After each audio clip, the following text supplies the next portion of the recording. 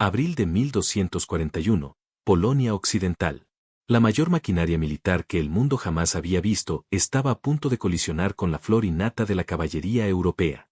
Lo que ocurrió durante los 3 días siguientes destrozaría el mito de la invencibilidad europea y dejaría una cicatriz en la memoria colectiva de la cristiandad que perduraría durante siglos. Los mongoles habían llegado. Para comprender la magnitud de esta catástrofe, primero debemos comprender quiénes eran estos mongoles.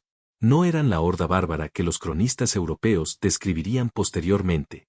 Eran los herederos del revolucionario sistema militar de Gengis Khan, una fuerza que había conquistado desde el Océano Pacífico hasta las fronteras de Europa en tan solo 2 generaciones. Todo guerrero mongol sabía montar a caballo antes de aprender a caminar correctamente. Podía disparar un arco con una precisión letal a galope tendido. Podía sobrevivir con leche de yegua y carne seca durante semanas, cubriendo distancias que los ejércitos europeos creían imposibles. Para 1241, el imperio mongol se extendía desde China hasta las puertas de Europa. Las grandes ciudades de Asia Central habían caído. Los reinos más poderosos del mundo islámico habían sido aplastados. La supuestamente inexpugnable Gran Muralla China había resultado inútil. Bajo el mando de Batu Khan, nieto del mismísimo Gengis Khan, 3 tumanes, 30.000 de los guerreros más disciplinados de la tierra, ya habían devastado Kiev, la joya de las Rusias, y asolado Hungría como un tornado el trigo. La invasión mongola de Europa no fue una violencia aleatoria. Fue una campaña de conquista cuidadosamente orquestada. Batu había dividido sus fuerzas. Un ejército asoló Hungría. Otro avanzó por Polonia, destruyendo sistemáticamente cualquier fuerza que pudiera amenazar los flancos mongoles. Ya habían incendiado Lublin, saqueado Sandomierz y convertido Cracovia en ruinas humeantes. Ahora se dirigían hacia Silesia, uno de los ducados más ricos de Polonia. El duque Enrique II de Silesia, llamado Enrique el Piadoso por su devoción a la Iglesia, sabía lo que se avecinaba. No era un ingenuo. Mensajes desesperados habían llegado del este, cada uno más aterrador que el anterior. Ciudades enteras reducidas a cenizas en un solo día. Poblaciones masacradas hasta el último niño. Ejércitos que habían resistido durante siglos, aniquilados en cuestión de horas. Los mensajes hablaban de demonios a caballo que luchaban con una coordinación sobrenatural, que aparecían de la nada y desaparecían como el humo. Pero Enrique no era un cobarde. Era un comandante veterano que había luchado en numerosas campañas. Y lo que era más importante, comprendía que si no se detenía a los mongoles allí, toda Europa quedaba expuesta ante ellos. Envió mensajes urgentes a través de Polonia, Moravia y los estados alemanes. La respuesta fue sin precedentes. Los caballeros templarios, aquellos legendarios monjes guerreros que habían luchado en las cruzadas, respondieron al llamado. Los caballeros teutónicos, recién llegados de sus campañas en el Báltico, marcharon hacia el sur con su caballería pesada. La nobleza polaca de todo el reino fragmentado dejó a un lado sus disputas y reunió a sus séquitos. El duque Misko de Opole trajo a toda su fuerza. La infantería morava marchó hacia el norte. Incluso los mineros de oro de las ricas minas de Silesia, hombres que nunca habían empuñado una espada, se ofrecieron como voluntarios para defender la cristiandad. Las crónicas contemporáneas escritas por monjes aterrorizados afirmaban que 100.000 hombres estaban listos para enfrentar la amenaza mongola. Esto era casi con certeza una exageración nacida del miedo y la esperanza. Los historiadores modernos que estudian la logística y los registros de población sugieren que la cifra real se acercaba a los 25.000 o 40.000. Pero incluso esa cifra menor representaba uno de los ejércitos europeos más grandes del periodo medieval. Para poner esto en perspectiva, Guillermo el Conquistador había conquistado Inglaterra con quizás 10.000 hombres. Los ejércitos más grandes de la Tercera Cruzada apenas superaban los 30.000. Contra ellos se alzaban quizás 20.000 mongoles, 2 tumanes bajo el mando de Baidar y Khadan. Los europeos tenían superioridad numérica. Tenían armaduras más pesadas, la mejor metalurgia del mundo en ese momento. Contaban con la bendición del Papa. Tenían a Dios de su lado, o eso creían, lo necesitarían todo, y no sería suficiente. Los comandantes mongoles, Baidar y Khadan, no eran los bárbaros de la imaginación europea, sino genios militares entrenados en el arte de la guerra desde la infancia. Baidar era nieto de Gengis Khan, criado en la tradición del gran conquistador. Khadan era hijo de Ogedei Khan, el mismísimo Gran Khan. No eran simples saqueadores, sino pensadores estratégicos que habían estudiado las tácticas europeas durante años a través de su red de inteligencia. Sí, los mongoles tenían espías por toda Europa, a menudo disfrazados de comerciantes. Sabían exactamente cómo luchaban los ejércitos europeos. El caballero a caballo era el tanque de la guerra medieval. Cientos de kilos de hombres, armaduras y caballos se concentraban en una carga devastadora capaz de destrozar cualquier línea de infantería. Pero los mongoles también conocían sus debilidades. Los caballeros eran lentos. Sus caballos se cansaban rápidamente bajo el peso. Luchaban por la gloria personal, rompiendo a menudo la formación para el combate individual. Lo más importante es que los ejércitos europeos dependían del combate cuerpo a cuerpo, mientras que la doctrina mongol enfatizaba abatir al enemigo antes de que pudiera alcanzarlos. Día 1. 7 de abril de 1241. El ejército europeo avanzaba desde Legnica en formación tradicional, una visión que habría conmovido cualquier corazón medieval. En el centro cabalgaba la caballería pesada, caballeros con cota de malla y armadura de placas primitiva, sus yelmos relucientes, lanzas en alto. La armadura de cada caballero costaba tanto como una aldea podría producir en un año. Sus caballos de guerra, enormes corceles criados para la fuerza más que para la velocidad, resoplaban y pateaban, ansiosos por la batalla. En los flancos marchaba la infantería, lanceros polacos, ballesteros moravos, mineros silesios con armas improvisadas. Cantaban himnos mientras marchaban, sus voces se extendían por las llanuras. Los sacerdotes se movían entre las filas, bendiciendo armas y ofreciendo la absolución. Ondeaban estandartes. La cruz negra de la Orden Teutónica, la cruz roja de los Templarios, el águila blanca de Polonia. Era una vista magnífica, el poderío militar concentrado de la cristiandad de Europa del Este. Entonces, en el horizonte, polvo. No el polvo de otro ejército marchando, sino algo diferente, más ligero, más rápido, equivocado, de alguna manera. Los primeros jinetes mongoles aparecieron como fantasmas. Caballería ligera sobre pequeños y feos caballos que parecían ponis comparados con los caballos de guerra europeos. Los caballeros rieron. Estos eran los aterradores mongoles. Estos hombres pequeños sobre sus pequeños caballos. Parecían abatidos de una sola carga. Los jinetes mongoles estaban al alcance de las flechas, pero no al de las europeas. Los arcos compuestos mongoles, hechos de cuerno, tendones y madera, podían alcanzar con precisión los 350 metros, mucho más allá del alcance de las ballestas europeas. Los jinetes dispararon, sus flechas formando un arco hacia el cielo, luego hicieron girar a sus caballos y se retiraron. ¡Cobardes!, gritaron los caballeros polacos. Corren como conejos, como mujeres. Pero correr era justo lo que buscaban los mongoles. No se trataba de cobardía, sino de una doctrina táctica calculada. Durante horas, oleada tras oleada de arqueros a caballo hostigaron las líneas europeas. Cabalgaban, disparaban y se retiraban antes de que la caballería pesada pudiera responder. Cada mongol llevaba 60 flechas en su carcaj, y los caballos de suministro llevaban cientos más. 20.000 hombres multiplicados por 60 flechas equivalen a 1,2 millones de proyectiles. La matemática de la muerte. Los europeos alzaron sus escudos y resistieron, pero el efecto psicológico fue devastador. Los caballeros eran entrenados para cargas gloriosas, para el choque de acero contra acero, para el honorable combate singular. En cambio, se mantenían como blancos mientras enemigos a los que no podían alcanzar los desangraban lentamente. Los caballos relinchaban cuando las flechas encontraban huecos en sus armaduras. Los hombres maldecían cuando las flechas penetraban la malla por las articulaciones. La infantería con menos armadura sufría aún más. El duque Enrique ordenó a sus ballesteros que respondieran, pero fue inútil. Para cuando prepararon sus ballestas para disparar, los mongoles estaban fuera de alcance. Los templarios pidieron permiso para cargar. Enrique se negó. Sabía que eso era lo que los mongoles querían, dispersar a sus fuerzas poco a poco y destruirlas. Pero mantener la formación mientras eran acribillados lentamente estaba minando la moral. Al atardecer de aquel primer día, el verdadero horror de la guerra mongola se hizo evidente. Esta no sería una batalla gloriosa, sino una masacre despiadada. Al anochecer, cientos de europeos estaban muertos o heridos.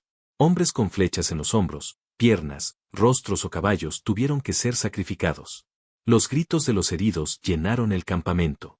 Los mongoles habían perdido quizás una docena de hombres, la mayoría por disparos afortunados de ballesta.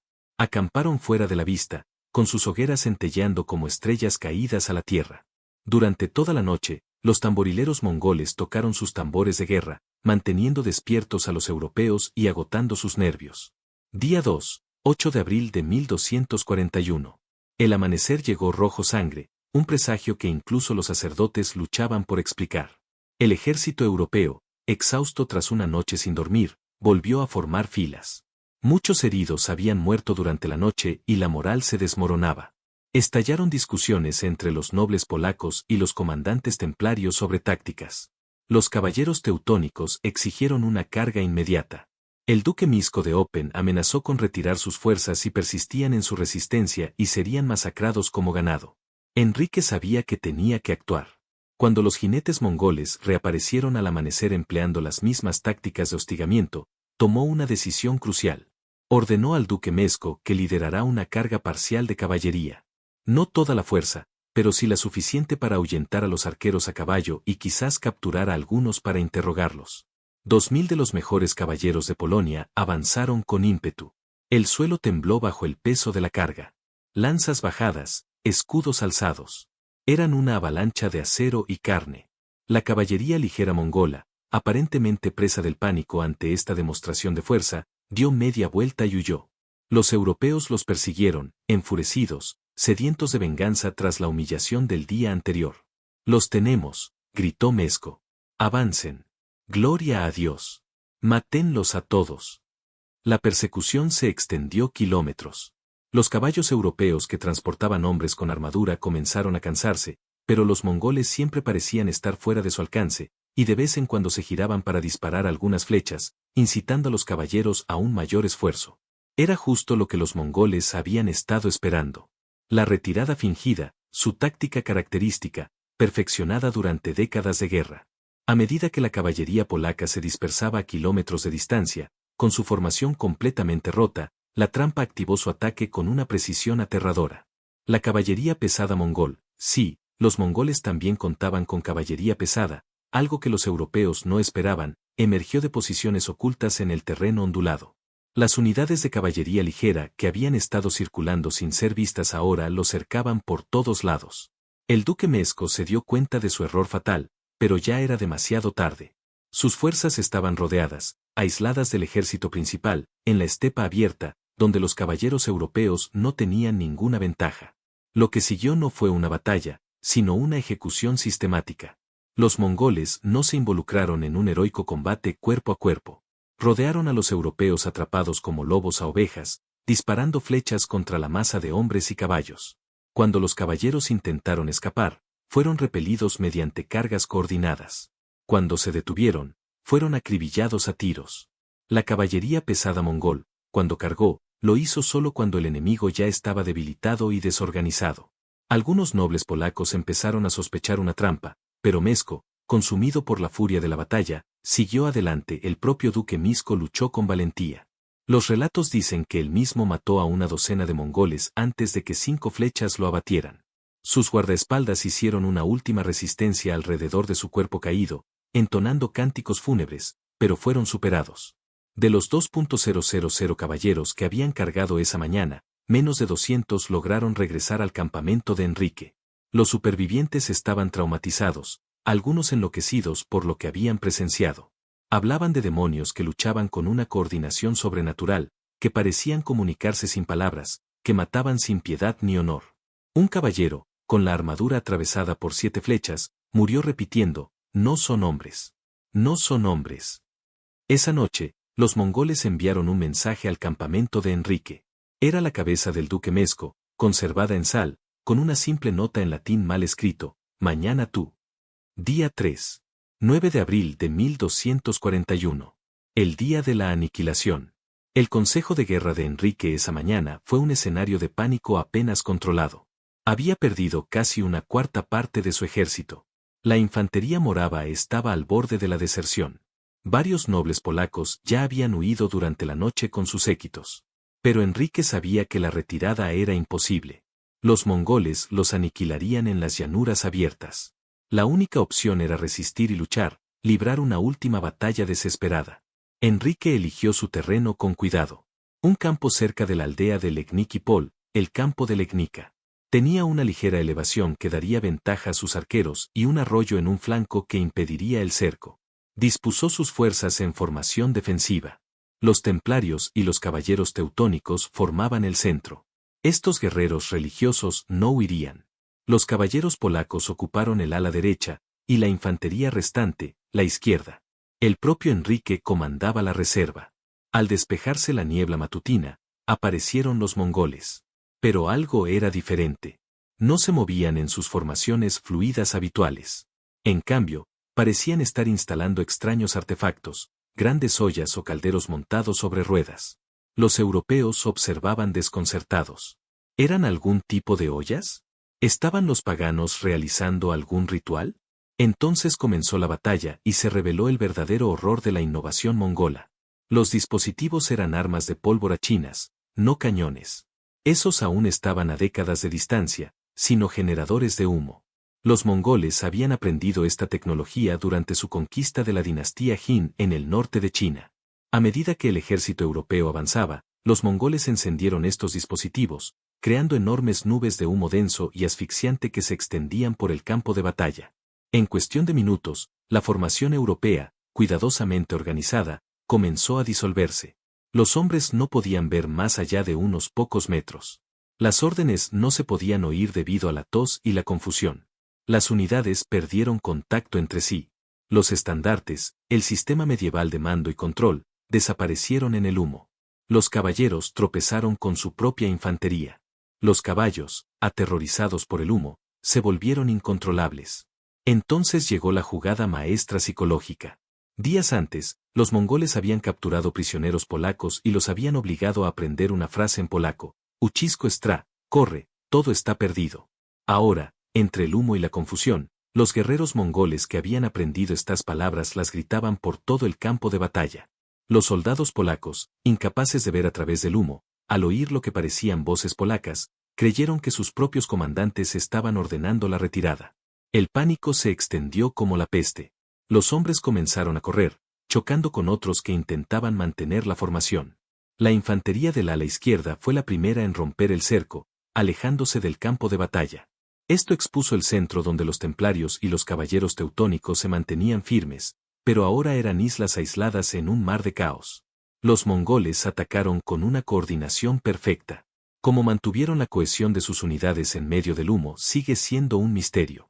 Quizás usaron tambores o cuernos con frecuencias que atravesaban el caos. O quizás simplemente habían practicado esta táctica tantas veces que cada unidad conocía su función de memoria. La caballería ligera atacó desde los flancos, lanzando flechas contra la masa confusa. La caballería pesada aplastó a las unidades desmanteladas, destrozándolas por completo. Los caballeros templarios lucharon con la valentía de quienes creían merecer el martirio. Rodeados, superados en número, incapaces de ver a sus enemigos hasta que casi los tenían encima. Formaron un círculo y lucharon hasta el último hombre. Su gran maestro, Ponce d'Aubon, fue encontrado tras la batalla con 23 flechas clavadas en el cuerpo, la espada rota y rodeado de mongoles muertos. Los caballeros teutónicos intentaron abrirse paso, formando una cuña y cargando a ciegas entre el humo. De hecho, lograron romper las líneas mongolas, solo para encontrarse en campo abierto, perseguidos por la caballería mongol. Fueron aniquilados uno a uno, y sus pesadas armaduras se convirtieron en una trampa mortal mientras sus caballos, exhaustos, se desplomaban. El duque Enrique, al ver que su ejército se desintegraba, tomó la fatal decisión de intentar reagrupar sus fuerzas. Avanzó con su estandarte personal, intentando crear un punto de concentración. Por un momento, pareció funcionar. Los caballeros polacos comenzaron a acercarse a su posición. Entonces, una flecha mongol disparada por un arquero desconocido lo alcanzó en la axila, donde se unían las placas de su armadura. Se tambaleó en la silla, pero permaneció montado, intentando seguir luchando. Sus guardaespaldas lo rodearon, intentando sacarlo del campo de batalla, pero los mongoles lo habían marcado como el comandante. Concentraron todas sus fuerzas en este pequeño grupo. Los guardias de Enrique murieron uno a uno. Finalmente, el propio Enrique, debilitado por la pérdida de sangre, cayó del caballo. Al ver caer a su duque, la última resistencia organizada se derrumbó. Se convirtió en una ruta, luego en una masacre. Los mongoles persiguieron a los europeos que huían durante kilómetros, aniquilándolos mientras corrían. Caballeros con armadura se deshicieron de sus armaduras para correr más rápido. Nobles orgullosos imploraron clemencia en idiomas que los mongoles no entendían o preferían no entender. El duque Enrique, aún vivo pero mortalmente herido, fue capturado. Los comandantes mongoles, siguiendo la tradición de honrar a los enemigos valientes, le ofrecieron una muerte rápida. Él se negó, diciendo que moriría como había vivido como un caballero cristiano. Los mongoles accedieron. Le cortaron la cabeza y la colocaron en una lanza, que luego fue exhibida por la ciudad de Legnica como prueba de la victoria. Su madre, al registrar el campo de batalla días después, solo pudo identificar su cuerpo por su polidactilia. Había nacido con 6 dedos en el pie izquierdo. Al mediodía del 9 de abril, todo había terminado. La magnitud de la catástrofe era casi incomprensible. Los mongoles, siguiendo su costumbre, cortaron la oreja derecha de cada enemigo caído para contar los muertos. Llenaron 9 grandes sacos de cuero. Los relatos contemporáneos afirman entre 10.000 y 25.000 europeos muertos. Prácticamente toda la nobleza de Silesia había sido eliminada. Los templarios y los caballeros teutónicos habían perdido a tantos hermanos que les llevaría una generación reconstruir su número. Linajes enteros que habían gobernado durante siglos se extinguieron en una sola mañana. Los historiadores modernos estiman que las bajas mongolas fueron menos de 700 hombres, y muchas de ellas pertenecían a la caballería pesada empleada en las cargas finales. El campo de batalla en sí mismo era una visión infernal. Los cadáveres yacían tan amontonados que en algunos lugares se podía caminar cientos de metros sin tocar el suelo. Las aves carroñeras negras volaban en círculos en nubes tan densas que bloqueaban el sol. El hedor se podía percibir a kilómetros de distancia. Los campesinos locales encontrarían huesos en sus campos durante décadas. En tan solo 3 días, una fuerza mongola más pequeña había aniquilado por completo a uno de los ejércitos europeos más grandes jamás reunidos. Pero la batalla de Legnica fue más que una simple derrota militar. Fue una catástrofe psicológica que destrozó la confianza europea y cambió el curso de la historia. La noticia del desastre se extendió por Europa como un reguero de pólvora. En París, el rey Luis IX comenzó de inmediato a reforzar las murallas de la ciudad y a entrenar a su ejército en nuevas tácticas. En Roma, el Papa Gregorio IX convocó una nueva cruzada, no a Tierra Santa, sino para defender a Europa de estos jinetes del diablo. El emperador del Sacro Imperio Romano Germánico Federico II, enfrascado en su propio conflicto con el Papa, de repente encontró a ambas partes dispuestas a negociar la paz ante esta amenaza externa. Cartas de este periodo revelan la profundidad del terror europeo. Un cronista alemán escribió: «Los mongoles son el castigo de Dios por nuestros pecados. Luchan no como los hombres luchan con honor y valentía, sino como los demonios luchan con astucia y crueldad. Nuestros caballeros, los mejores guerreros de la cristiandad, eran como niños ante ellos». El impacto psicológico trascendió las preocupaciones militares. Los mongoles habían demostrado que la base misma del poder militar feudal europeo, la caballería, estaba obsoleta frente a una fuerza disciplinada y tácticamente superior. Los elaborados códigos de caballería, el heroísmo individual y el combate basado en el honor que definían la guerra europea carecían de valor contra un enemigo que luchaba por la victoria a cualquier precio. Afortunadamente para Europa, la salvación llegó de una fuente inesperada. En diciembre de 1241, 8 meses después de Legnica, el gran Khan Ogedei murió en Mongolia. Había bebido mucho. Algunas fuentes sugieren que fue envenenado y murió repentinamente durante una cacería. Según la ley mongol, todos los miembros de la familia real debían regresar a Mongolia para elegir un nuevo gran Khan. Batu Khan, frustrado pero obediente a la tradición, retiró sus ejércitos de Europa. Los mongoles nunca volverían a penetrar tan profundamente en Europa. Las luchas políticas en Mongolia, las enormes distancias y la eventual fragmentación del imperio mongol hicieron que la amenaza se alejara gradualmente. Pero la lección se había grabado a fuego en la conciencia europea. La batalla de Legnica revolucionó el pensamiento militar europeo. En una generación, los ejércitos europeos comenzaron a adoptar tácticas de armas combinadas, a mejorar su arquería y a desarrollar las primeras armas de pólvora. La era de los caballeros a caballo, la supremacía absoluta en el campo de batalla, estaba comenzando su largo y lento fin. Los ejércitos profesionales reemplazarían gradualmente a las levas feudales. La táctica y la disciplina cobrarían mayor importancia que el valor individual. Algunos historiadores sostienen que Legnica salvó a Europa al enseñarle duras lecciones justo a tiempo. Cuando los turcos otomanos, herederos de muchas tradiciones militares mongolas, amenazaron a Europa 2 siglos después, los ejércitos europeos estaban preparados con armas combinadas, armas de pólvora y disciplina profesional. La Europa que se enfrentó a los otomanos no era la misma que se había enfrentado a los mongoles. Los mongoles le habían enseñado a Europa una lección escrita con sangre: adaptarse o morir, evolución a través de la catástrofe. Y la habían enseñado en tan solo 3 días. Hoy en día, la batalla de Legnica se recuerda de forma diferente en cada nación. En Polonia, es una tragedia nacional, pero también un motivo de orgullo. Sus antepasados se enfrentaron a adversidades inimaginables para defender Europa. En Mongolia, se celebra como una de las mayores victorias tácticas de la historia militar. En los ejércitos de todo el mundo, se estudia como un ejemplo perfecto de cómo la superioridad táctica y la disciplina pueden superar la superioridad numérica y las ventajas tecnológicas. El campo de batalla es ahora una tranquila tierra de cultivo. Un pequeño monumento se alza donde se cree que cayó el duque Enrique. Cada año, el 9 de abril, se reúnen recreadores históricos para conmemorar la batalla. Visten armaduras de precisión, portan réplicas de armas e intentan recrear las tácticas de ambos bandos. Pero ninguna recreación puede capturar el terror de aquella mañana llena de humo cuando el orden mundial medieval pereció en las llanuras de Silesia. El eco de los cascos de aquellos caballos mongoles aún resuena a través de la historia. Nos recuerdan que ningún imperio, por poderoso que sea, ningún sistema, por arraigado que esté, es inmune a un cambio catastrófico repentino. Los mongoles no solo derrotaron a un ejército en Legnica, destrozaron una visión del mundo, pusieron fin a una era y obligaron a toda una civilización a evolucionar o perecer. Todo en tan solo 3 días. 3 días que cambiaron el mundo para siempre.